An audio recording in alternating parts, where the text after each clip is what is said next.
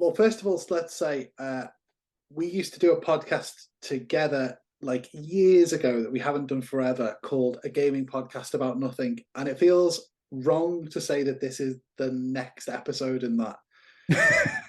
Because it's 10 been years later, it's been so long, and also I don't Yeah. even know what number it'd be. So I'll come up with a title and put it. Well, in front although later. if people do Google A Gaming Podcast About Nothing, it probably Yeah. still does come up, and you can Probably. probably still listen to it.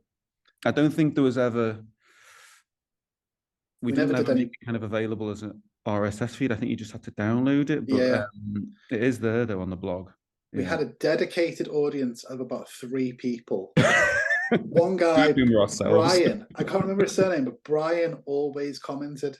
Do you know what I was thinking about that? And I think, funnily enough, this morning, and I've got it in my head that his name is Brian Lavelle.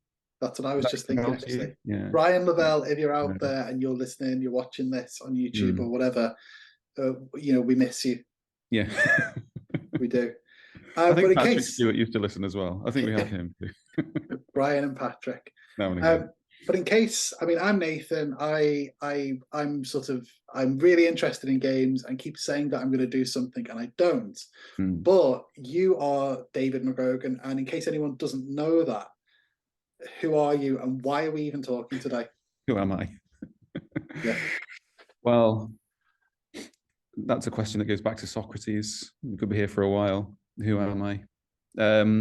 My name is David McGrogan, I suppose. And I go by the nickname Noisms for reasons that have been lost to the mists of time, but I've called myself that since, what would it be? 2008. 2000, yeah. I looked that up before, actually, that it's 15 years of Monsters and Manuals. I was thinking about that. I've been blogging for 15 years, and I'm almost actually at the 2000th post. I think I'm currently, I've posted about 1,870 or something like that. So yeah, I'm going up to the 2000th post and the 15-year anniversary. I think it was April 2008 I started. I've got that in my head, March or April. Yeah. So yeah, and so pretty early on in the blog, must have been about 2009, 2010. I was running a campaign in this place that eventually became Yoon-Suin, and I started posting blog entries about it back then. So Yoon-Suin's over. No, not quite. No, yeah, it will be, yeah. Well over 10 years old, 12, 13 years old, maybe. Yeah. And I released a first edition of the campaign setting in, I want to say 2014. I should have this information. It's very unprofessional of me, isn't it? Yeah, it's really embarrassing, to be honest. And I'm starting to regret my life choices. But I actually have. Oh, there it is. For people who are watching, assuming this does become a video, that is a first edition, probably one of the first ones ordered, to be honest. And look, you've even got like bookmarks in it. You've even got. I tabbed this for easy use. So yeah, this is, for anyone who is watching, this is what it used to look like. And I think Dave is right. I think from my notes and from a little bit of looking, this did come out in 2014 ish. Might have been 2015, but certainly a long time ago now, like the best part of the decade.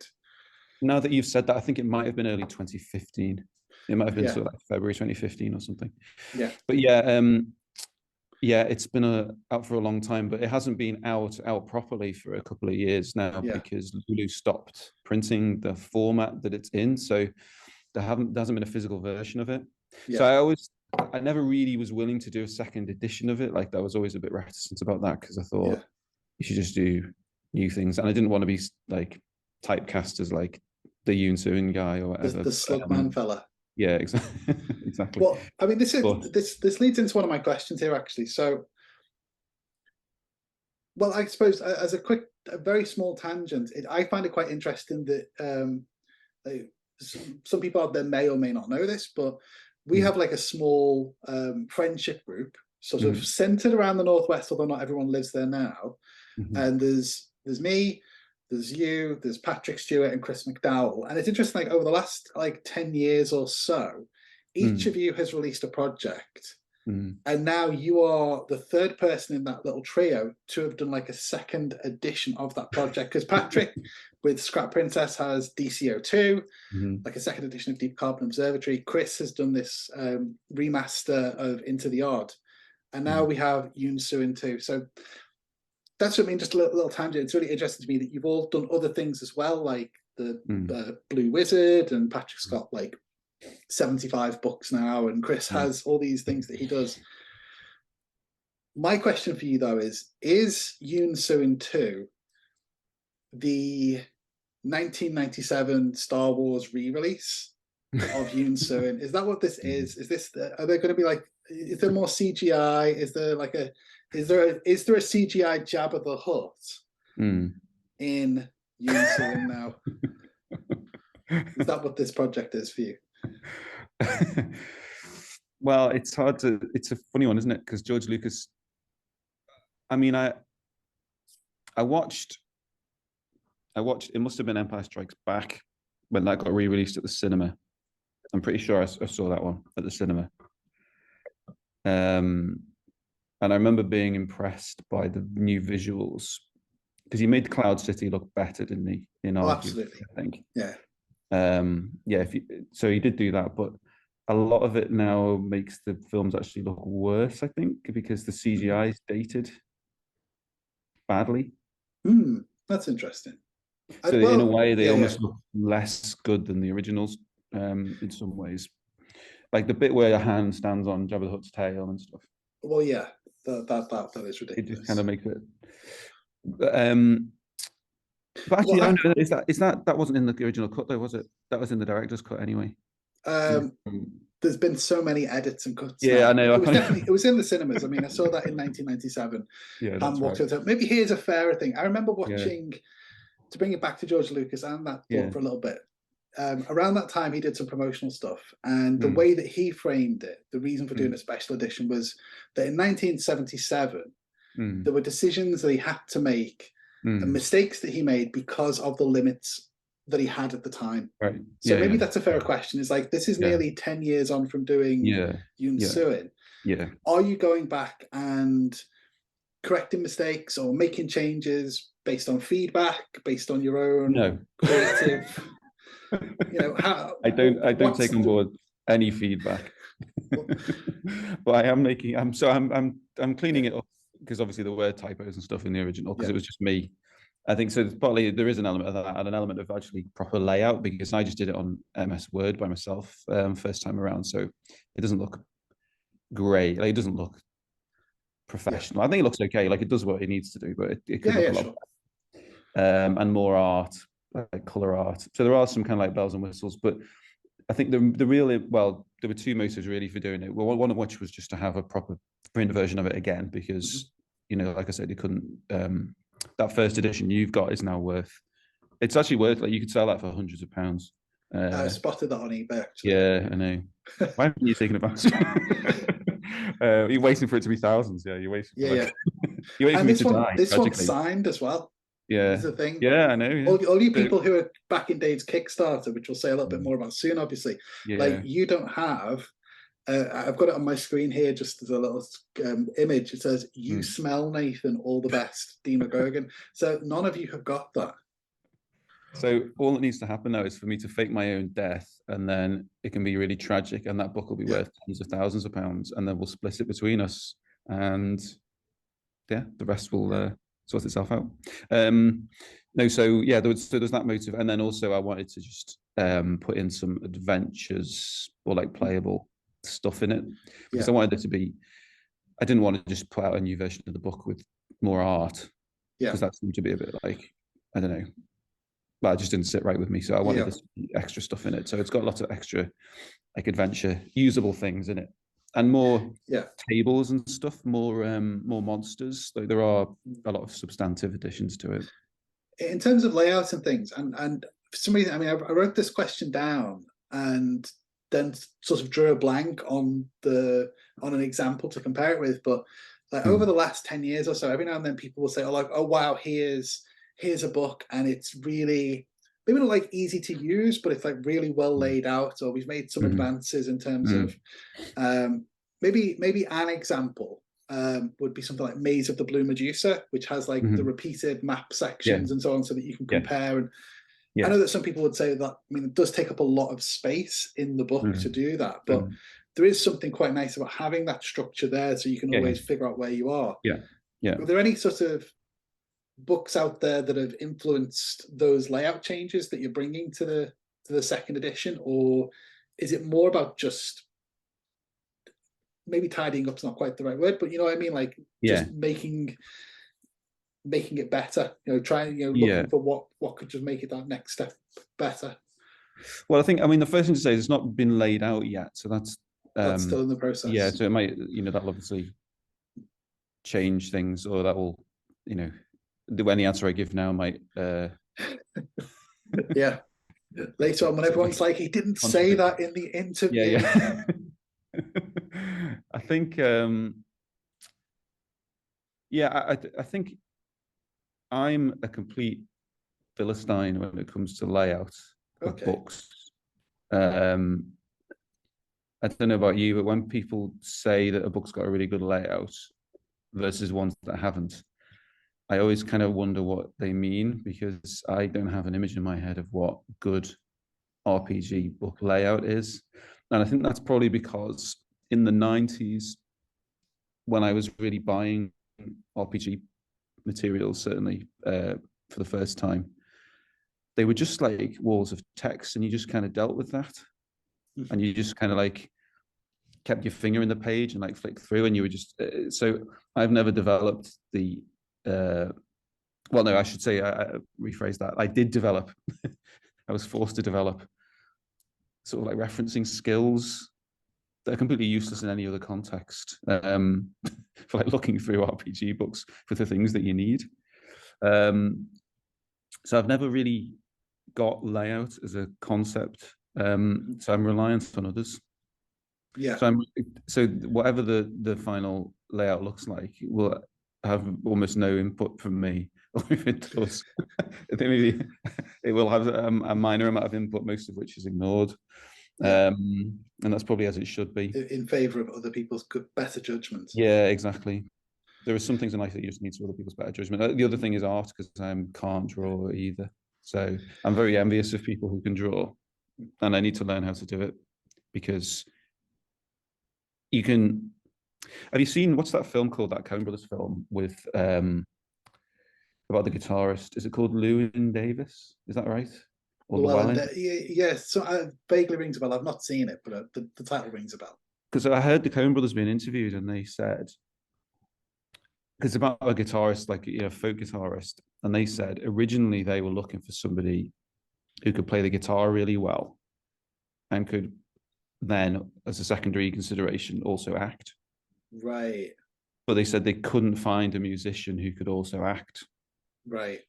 That person didn't exist, so they ended up having an actor who could play the guitar a bit, and that person does exist. And it's funny how, like, there are some people who can do art really well and also write, but there aren't many people who, or I'm in this category of person who, like, I'm first and foremost, I think, a good writer, but I just can't draw at all. Do you see what I mean? So I'm like handicapped by my inability to draw things. I wish I could do both, so then I could do everything myself, obviously, and my beautiful vision could be perfectly realized. But it can't be. There might be a market. You might be, if you think about it, there isn't really, I'm saying this, and if people are commenting or anything, someone will say, oh, but what about? Because of course, as soon as I say there isn't something, there is, you know, there will be something, we're just not aware of it. I can't think of any books, RPG books, which have like stick figures, you know, like, I mean, there's the Order of the Stick comic strip, but, you know, it could be that, you know, if you could just do some stick figures and some tables, and some people are just like, eat it up. It's funny you should mention that, because there is, I did actually think about doing that, not stick figures, but I suppose Rhesus, the Rhesus document from years ago had like stick figure people. It did, yeah, you're right. Yeah, but not like a serious, like, well, it wouldn't be serious. There's no way of doing it. I don't think there's a way of doing serious stick figure art. Maybe there is. But again, my idea was, prove us wrong. Have you seen, I'm sure, this probably doesn't just exist in England, but I've only seen it in art galleries, actually, weirdly. There's these like series of books that you can get for kids, which are kind of like how to draw, right. whatever, you know, so there'll be like how to draw vehicles book, and a how to draw like medieval knights book, and a how to draw dragons book. And they're quite simple, kind of like slightly cartoony. But they also, so you can do like a reasonable kind of like cartoony version of like a Viking or something, or a dragon or whatever. But you could easily sort of modify them as well by like adding bits and pieces. Right. And I did think like that could be an option. You could do that.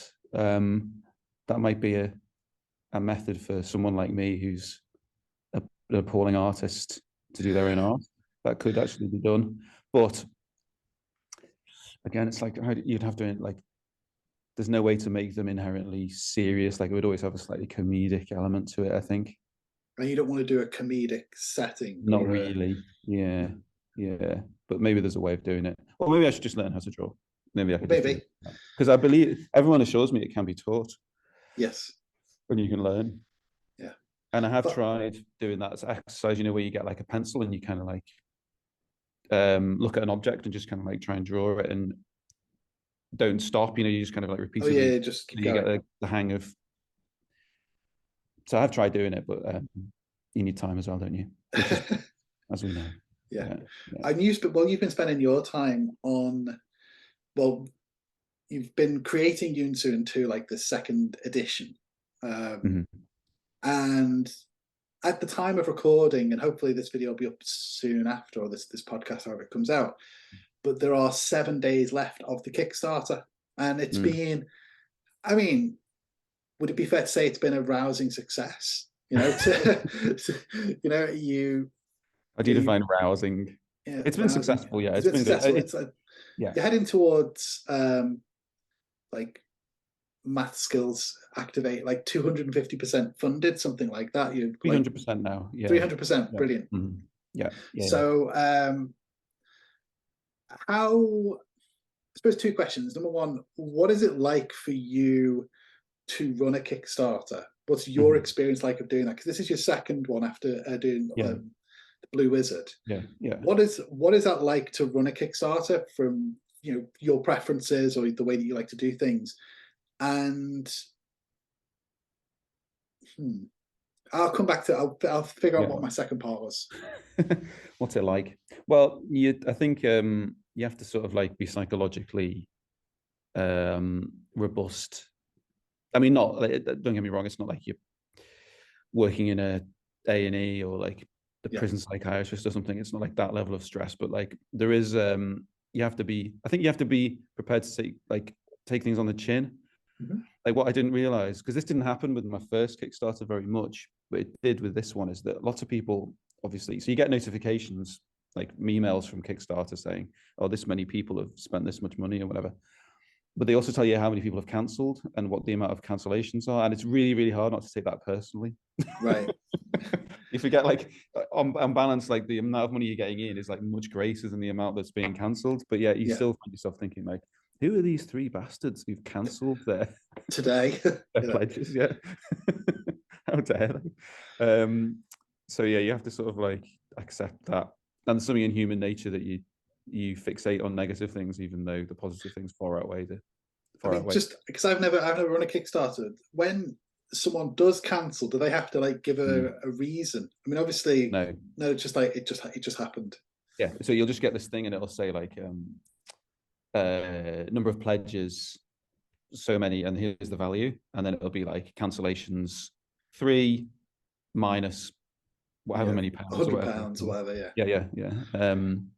Yeah, and then you get that, and you like, you get, well, the first few emails like that you just like get furious, and then you realize like there's no point. Why you don't sweat the small stuff. And there are the occasional people who comment on updates with really annoying comments, who think they know better and yet have never run a Kickstarter themselves and don't know the first thing about what you actually have to do. But can I just pop in here? Are you happy for me to keep this in the edit? Yeah. Okay. So like, yeah, there is an element of that. but you just have to, you know, that's just the way it is, isn't it? You're not going to, there's no point in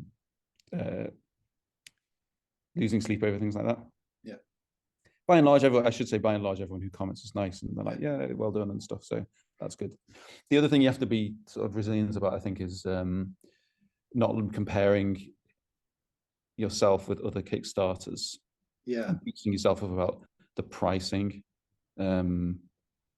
Because I think I'm not going out on a limb here, particularly when I say that other Kickstarters are often actually really expensive. For me, I think. So you can't second guess yourself about price, though. You've got to have faith that you've done your sums correctly, and you think that the price you've pitched at is fair, but also will result in you actually getting some money. You know, it's got to be worth it financially to even bother doing it in the first place. So the other thing is you get floods and floods of emails from people saying, oh, we'll do the printing for you, like, we'll do the marketing for you. Oh, really? Yeah, loads. Yeah. Is that what is, I mean, do they just go straight into the junk folder basically after a cursory glance, or do you? Yeah, I haven't replied to any of them. No, I might consider some of them, but you just certainly not marketing. I've not picked up any of those, but like, I mean, they're obviously speculative, but I didn't realize there's this massive like ecosystem of companies who exist to kind of just fulfill Kickstarters. I mean, obviously there is, because it's like, I can't remember what the figure is now, but Kickstarter's like amassed like billions and billions of dollars, hasn't it, overall? Yeah. So obviously there would be. It's not just like the olden days when it felt like, okay, you're funding some bloke in his garage to kind of like staple together some books. It's got a bit more professional than that. Yeah. So there's kind of like, there's things that I guess make sense, but you wouldn't really think about unless you're doing a Kickstarter. But it's quite exciting as well, because it feels as though you kind of, well, I've only done 2, and obviously one isn't finished yet, but so I don't know what the feeling is like to launch one and then have it fail. That would be bad. Yeah. That would be like a kick in the balls. But I suppose, I mean, I can't remember offhand what it was like for Blue Wizard, but certainly for this one, you were fully funded in the first day. Within 24 hours. Within 24 hours. Yeah. So that by itself has got to be like a good feeling. Yeah. Although, I mean, this is another thing for anyone thinking of doing a Kickstarter. Well, firstly, the amount of money, whatever you think it's going to cost, even if you got everything in line, you know, everything's kind of sorted in your own head, and you've got a printer, you've got a fulfillment, all the rest of it's all arranged, things end up being more expensive. Yeah. So there's that, but also, you know, when I've done it, when I've chosen my figure, it's literally just that's what will cover what I consider to be the upfront costs. Yeah. So you're not making any money at all off if it just funds, you know. And then there's going to be additional costs, of course, because with every pledge, there's also a cost associated. So the more pledges you get, the more your costs increase, of course. Yeah. And with books, you know, you have to calculate, you know, okay, do I have a print run of 1,000, 2,000, 4,000, 10,000, whatever, you know, and obviously they're more expensive. So it's just, you can never quite get it right, I don't think. So you always need more money than you expect, basically. Yeah. That's, but it's not, it's like that difference, isn't it, between kind of economic profit and accounting profit? Yeah. Like you can turn an accounting profit, but that doesn't necessarily make it actually worth doing, because, you know, if you spent 6 months of time and your accounting profit is £100, then it's not worth doing, even though technically you've made money, because that time could have been spent elsewhere more productively, right? So actually, whether it's economically profitable is the real one, I think. You know, could you have spent your time more effectively doing something that would have earned you more money? So do you think, I mean, you're still again at the time of recording, about 7 days away from the end of this sort of let's say this season. of Yoon-Suin's development. So like the bringing together because there's more seasons to come. There's the development of it, and then some people, that's the summertime, and then going into the autumn of this year. That'll be when the backers harvest this material. And they'll go, this is rubbish. And then the winter of disappointment when they're like, I liked the original better. Why doesn't you said these adventure sites were going to be playable out of the book, and they're not. You said you were going to get rid of all the typos, and you haven't, etc. But I mean, so you've got 7 days left. Having done Blue Wizard and then Yoon-Suin 2, do you think this is sort of like the model that you would continue to use for future, assuming the various projects that you blog about, would you consider continuing using Kickstarter as like that, like once a year, once every 2 years? Is that the kind of way forward, do you think? Yeah, that's probably the plan. I've got another thing that's going to be, I mean, if all goes to plan, that should be coming out next year. And I've got something else I'm working on that's kind of close to completion. So yeah, I've got kind of a couple of projects that, but this time it's a bit different, because when I did the zine, The Hall of the Third Blue Wizard, I did that all myself. And I underestimated the level of stress and difficulty that would be involved in doing that. It was fine, like initially. So I, got the zines all printed and they got delivered. So that up to that point, everything went smoothly. But then that was like the printers delivered the books to the wrong address. So they didn't deliver it to the storage unit that I'd set up for the purpose. They delivered it to my house. So I just got this big pallet of books outside the house. And then it was like, okay, you've got to like take them to the storage unit, and they wouldn't all fit in my car. So I had to like make numerous trips. Really heavy, obviously. Spent like all day doing that. Then it's like, okay, you've got to now put them in envelopes. You've got to print the labels. Using the Royal Mail is not easy, because they have a system whereby people can order things and it will get processed automatically. But then you have to print the label. And might be really boring for people. I don't know.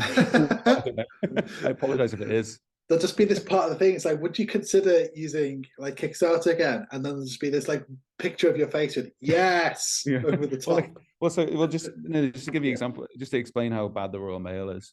To people who've backed the zine will know how bad Royal Mail are for numerous reasons. But one of the reasons is you fill in the label. So someone that makes an order, right? It comes through the software to your Royal Mail accounts, right? So you've got the order.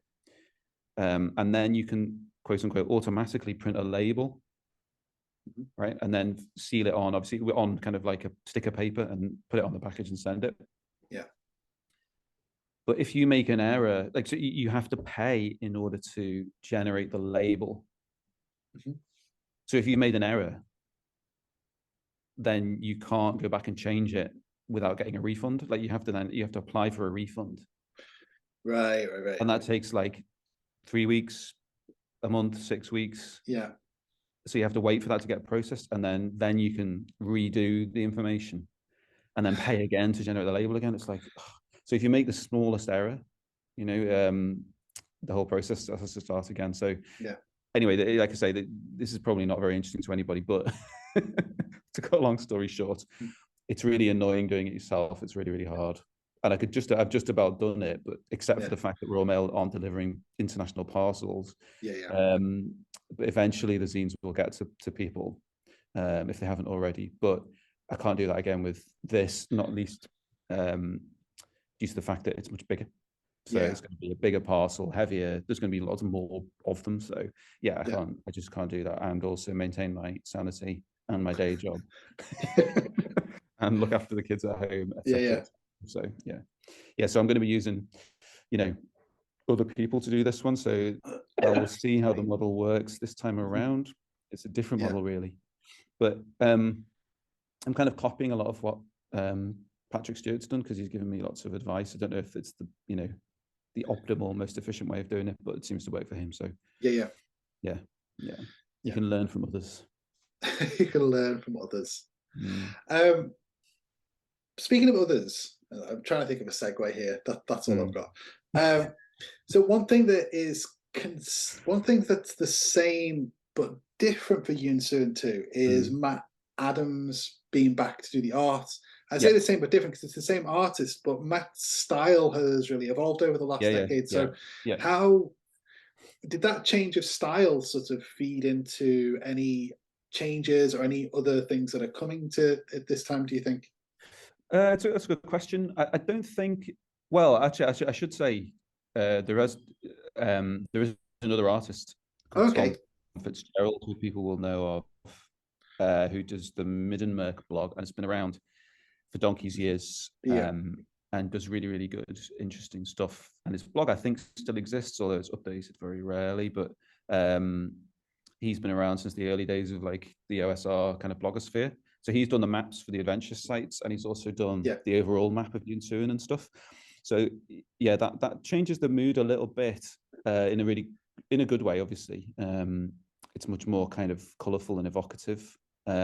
People may have seen some of the maps out there in the ether that he's done, and Matt's stuff is really, really, really interesting. My number one requirement in like RPG artists is to be like different to the others and have a proper unique style of their own.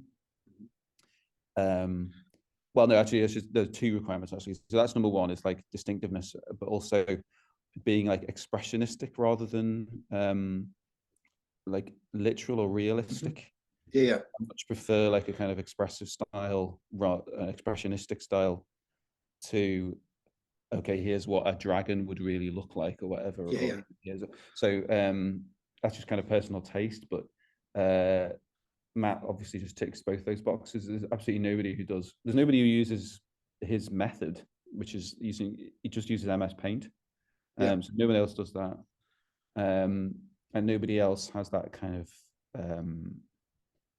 the vibe that his art has. Which is hard to sort of describe, but it's kind of like there's an element of sort of Quentin Blake about it. There's an element of Ralph Steadman, if you know who he is, about it. I do. There's actually even like a kind of almost like a Francis Bacon sort of like I'm less familiar with Bacon. It kind of like people will know what I mean, I think, if they know Francis Bacon. Just really, really interesting sort of not cartoonish, that's the wrong word to describe it, but kind of like larger than life, very vivid and very interesting to look at, and slightly surreal. But there's no RPG book that looks anything like what Yoon-Suin will look like, and obviously people will have seen the art that's on the Kickstarter. So I really he sort of satisfies all the criteria. And he did great art on the first Yoon-Suin. So, it's a bit of a shame in a way not to reuse it, but I think we both agreed that it would be good to have a completely new look. Sort of like a consistent look, I guess. Yeah, exactly. Yeah. So, I mean, I was always a big fan of Tony Ditalizzi's art on Planescape, and they didn't quite stick to it, which was a bit of a shame, but most of Planescape's product line was illustrated by the same artist, Tony Ditalizzi, and it just looks really good to have the same person who's obviously, his art is really good obviously in itself. You don't want the same person who's shit, obviously. You want the same good artist doing all the art. It gives it that thematic kind of consistency. There's something you just said when you were talking about his name's just gone out of my head. Do you say Tom Fitzgerald, who's doing the map artwork? There's something you said when you mentioned then that he's doing like the map of Yoon-Suin. Now I happen to have a quote here. This is from a couple of years ago. So a couple of years ago, again, there's no reason anyone who's listening to this or watching this should know this, but a few years back, I interviewed you for a little zine that I did, where I interviewed you in one issue, then Patrick or Chris, or the other way around. And I asked you for your elevator pitch for Yoon-Suin. Do you remember what you said? Are you going to tell me I said there's like no map or something? Or... No. You said, I said, what's your elevator pitch for Yoon-Suin? Right. And you said, Google it. And so that's what I did. And so, but this is what I got from Google at the time. So Yoon-Suin is a campaign toolbox for fantasy games, giving you the equipment necessary to run a sandbox campaign in your own Yoon-Suin, a region of high adventure shrouded in ancient mysteries, opium smoke, great luxury, and opulent cruelty. And there's two things that stand out to me from that, actually. I don't know whether you still use something similar now. Yeah. One thing that stands out to me is that really does feel like it fits with Matt's artwork, where you're talking about it's being maybe a bit more impressionistic, and certainly like the sense that this has come from somewhere else, like it's an impression of what this place is. Yeah. But what struck me as you were talking about maps is now, compared to the first edition, there is, while there will be still tables and things and ways for people to create their own Yoon-Suin, you're also pushing out into the ether your Yoon-Suin. No, I don't think so. I'm trying to stay away from that. Yeah, I'm trying to stay away from doing that. I mean, the original had a map as well. When I say a map, it's a map of the whole, like the whole region, continent, or whatever you want to call Yoon-Suin. Yeah, so it doesn't go down into the nitty-gritty at all. So it's very much just and Tom's maps, the other ones that he's done are basically fill in your own stuff. So it's like there's like one for each region of Yoon-Suin, and it's like a big hex. It's kind of like subdivided into smaller hexes, and you can just play your own populate it with your own. Yeah, exactly. Yeah. And they're just to use for. Well, I'd sort of caught you out. Like, that was like a Frost Nixon moment. This is my Frost Nixon moment. When Dave McGrogan does it, it's not against the law. Well, like Naomi Wolf, did you hear that interview on Radio 3 with Naomi Wolf? No, I don't. Where she Radio 3.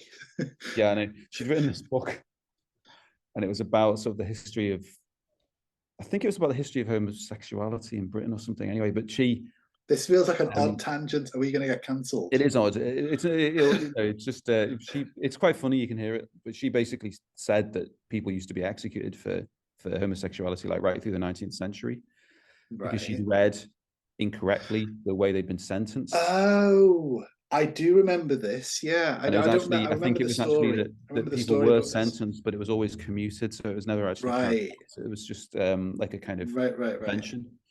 And she hadn't understood that. So the interviewer just completely like exposed her. So you almost did that, but it didn't work. I'm too good. I'm gonna. We do have to go in a few minutes because you've got a work commitment. But there's two things I wanted to ask. Number one, I do have to set the scene slightly for this because you mentioned it. You mentioned it actually in the first edition of Yoon-Suin. I think it's come up earlier in this interview. That me and a few other people were some of the, I don't know about early playtesters, but certainly some playtesters. Not playtesters, but you played in Yoon-Suin. We played in Yoon-Suin. We played in Yoon-Suin with UGMing, and we had many escapades and adventures. I played a slugman called Eki Uleli, and who was stung to death by giant bees. And this is the thing, Dave. Was that fair? You brought it up. I was going to lead into it quite naturally, but was that fair, Dave? People should hear the story. What was the story as you remember it? The story as I remember it is that we had the party, I think 3 or 4 people had encountered some bandits, and we found the bandit cave, which is a valley with a forest all around. Yeah. And at the end of that encounter, we'd all had to just run into the trees in different directions and got separated. The forest, yeah. And time moves forward, and it's the next morning. I come into a clearing. My character comes into a clearing, and the GM, DM, whatever you would call him, who's on screen now, looking very happy with himself, just rolled some dice and was like, "Oh, you hear some buzzing," and my character had nothing. Like they didn't have armor. They had no possessions. I was just like, well, here are some giant bees, and now you're dead. Was that fair, Dave? Was that fair? I was just being a vehicle for fate, as fate dictated, with the dice and the a vehicle for fate. Yeah, that's what a good DM should be. That's the subtitle for this episode, whatever this is. A vehicle for fate. You missed out the crucial point, which was that he'd like heroically. I think you'd led. I think from the way I remember it, anyway, the other characters were all like almost dead or like somewhere unconscious and stuff, and you'd led away the bandits into the forest, and you'd kind of like, they lost your trail or something like that. Yeah. You'd kind of been the hero of the day. And then it was like the next morning, it's like, okay, stung to death by giant bees. That's not what happens in the movies. No, it's not. Although it is kind of something that might happen. Speaking of the Coen Brothers, it is sort of like something that might happen in a Coen Brothers. I was just thinking that. I was just thinking Coen Brothers. So yeah, but I mean, you got to just, you can't fudge, because fudging is worse. I suppose this is the thing that I was trying to expose. This is the big journalistic pivot here. Is like we've explored Yoon-Suin a bit. We've talked around the edges of why there's a new edition and stuff. And now here it is, everybody. This is your hero. This is the man that you all worship. He will not let you. He will just. It's just, oh, it's a vehicle for fate. It's just the dice. But is it? Is it the dice, or is it David McGrogan? You don't have to worship me. You just give me money. That's all I really want. Just give you money. Yeah. No, but I think the serious point to be made is, if you fudge, ultimately it's actually not as fun. It's not as interesting. Well, I do have a more interesting story then. Oh yeah, because you remember it to this day. That's true. I do remember to this day. I also remember the time where we had, and again, we do have time for this. We can take a minute for this. I'm sure at least half a dozen times on your blog, Monsters and Manuals, I've seen you talk about how, if somebody dies, like, it's important to play it straight. If somebody dies, you just get them back in the game as soon as possible. Yeah. But I remember David McGrogan years ago, probably playing in the same game, actually. A few sessions later, my character was turned to stone by a peacockatrice. Right. Yes. And then for 45 minutes, and for flipping an hour, I sat there. But you weren't dead, were you? Because there was a plan to get you. There was a plan to get you. There's a plan. I sat there for an hour. I remember I was sat there with my phone, looking up the density of stone to figure out whether or not could my character be carried away. And you're just like, dude, whatever. Everybody else, how are you, Patrick? What do you want to do? Oh, David, what do you want to do? Just like, you keep sitting there, Nathan, you're stone. It's like, you talk all these things on your blog, and then in real life, it's just like... Yeah, but there has to be some penalty to death, doesn't there? Otherwise, it's like it's like a moral hazard. Yeah. People just don't... Yeah, but you didn't die though, did you? Because I can't remember if that actually might have been towards the end of things. I think that could have been the final. Yeah. That was where that was left. People. So that character is still out there. They're still there in somewhere. It's like Han Solo. That would be a good encounter, wouldn't it? That would be a good that would be a good way of. Well, you could start a campaign that way, like in media res. Like, the party, one of your comrades has been turned into stone by a peacockatrice. What are you going to do? But it could also be a good encounter. It's just like you come around a corner in the forest and there's these three guys carrying what appears to be a statue, but actually isn't. That would be quite good. Yeah. Just to finish us off, because you have to go. Again, years ago, I can't believe it is like 7-ish years ago now that I did this little scene, but I asked you the questions from inside the actor's studio, like the Pivo questionnaire or the adapted Pivo questionnaire. I'm just very curious to see if your answers or your responses have changed over time. So are you happy to, these are just off the top of your head? Yeah. So what is your favorite word? That's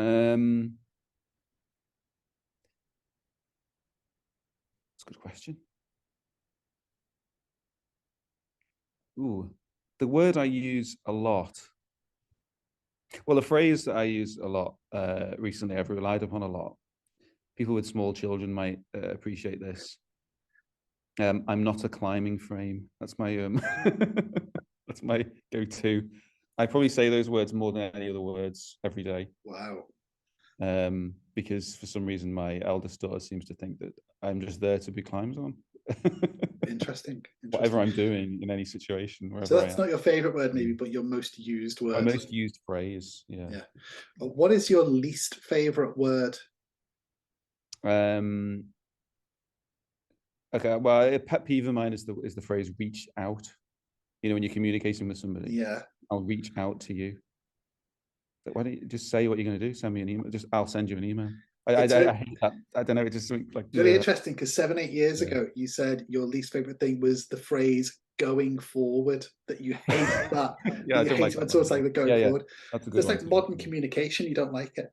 Yeah, well, I don't. Yeah, I don't like sort of modern business speak. A lot of it's just really redundant, annoying phrasing, isn't it? Yeah. What turns you on?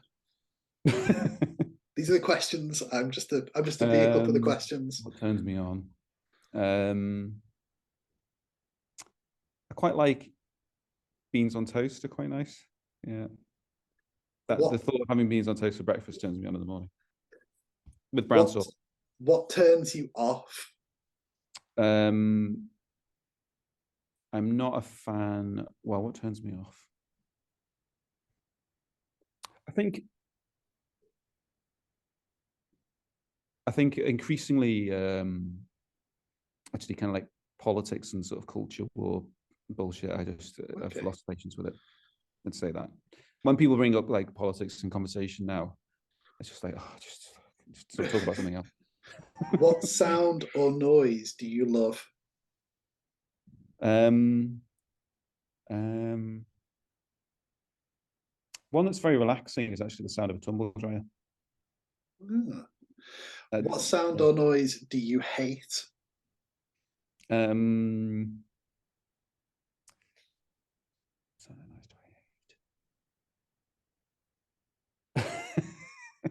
My daughter again has got this toy that she calls Banana Bitor. I don't know why it's got that name, but it's got this really annoying like squeaky voice that like talks gobbledygook. I don't know if you can teach it to use real words. I know it's that type of toy, but it's incredibly annoying. It kind of like, and it just makes these noises like randomly. So you'll just be like doing something and you'll hear this like sort of squeaking noise. Yeah, so that does annoy me. That's the first thing that leaps into my head. What is your favorite curse word? And we can bleep it out if necessary. Then no one will know. Yeah. Oh, that's true. That's true. What's my favorite curse word? I use the word cunt a lot. I should explain to Americans though that when British people use the word cunt, usually they're referring to a man. That's true. Usually. Yeah, I use the word cunt a lot. Yeah. In case we did bleep that out, that was the C word. What profession? It's used more. I think, yeah, just in British English, it's more informal. It's more acceptable, I think, isn't it? People often use I think it's still classed as like no, because I call my friends like if I'm speaking to a friend, I'll say like, are you cunts coming out for dinner or something? And they'll be just like, it's more like just that character in Shaun of the Dead. It's a way of referring to your friends. Wow, some friends. What profession other than your own would you like to attempt? Whiskey distillery or beer brewery. I've got designs on that. When once I've made my millions, I'm going to retire and I'm going to set up a brewery or a distillery, and I'm also going to have like a posh off license or liquor shop, as you would call it, over the pond. Yeah, that would be good. What profession would you not like to do? Am I allowed to say this one? No. The one I currently have? No.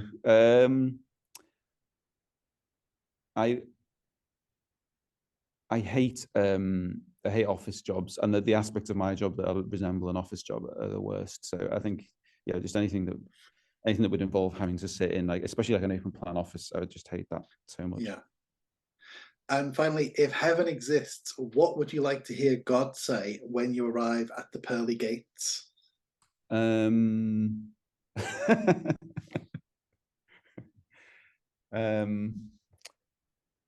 would you like to say? Well, should I share like quite a touching story with you? Sure. I heard about George. I think it was George V, one of the kings anyway, one of the Georges. And he had lots of kids, but the youngest one died when they were very small. And he never got over it. And he always used to say, I don't want to go to heaven if my son is not there. That was very touching. So if God would say to me, don't worry, in the fullness of time, your family will be here. Yeah. Okay. it's very interesting. We don't have time because you have to get off, but every single thing that you said, all your responses today are not recorded. No, every response that you gave today was different to the responses you gave years ago. I mean, the closest one was, I suppose, in spirit, that hating, that reaching out, like going forward. But all the others are different. Maybe editing this, maybe I can put those on screen or something. But yeah, it's very interesting. Like you've in the last decade, Dave, you've changed. I've matured. You changed to the point where you thought, actually, what the world needs is a second edition of Yoon-Suin, which that's what it really, really does need. Yeah, that would solve everything. Which, at the time of recording, is still finishing its run on Kickstarter, and after that will be at some point available. Yes, and probably very good. Yeah. Oh yeah. Well, almost certainly. Almost certainly. Almost certainly. Almost certainly. And this has been. I don't know if we're still calling this a gaming podcast about nothing. Yeah, a gaming podcast about nothing. Episode something or other. Episode, and then we'll just put it on screen or insert it, and making its leap to video. Hopefully, if all that's worked. Yeah. It better had. And that's it. Yeah. So thank you for listening, everybody. Thank you. Good to speak to you. Yeah, good to speak to you too. All right. Take care. Yeah, see you soon.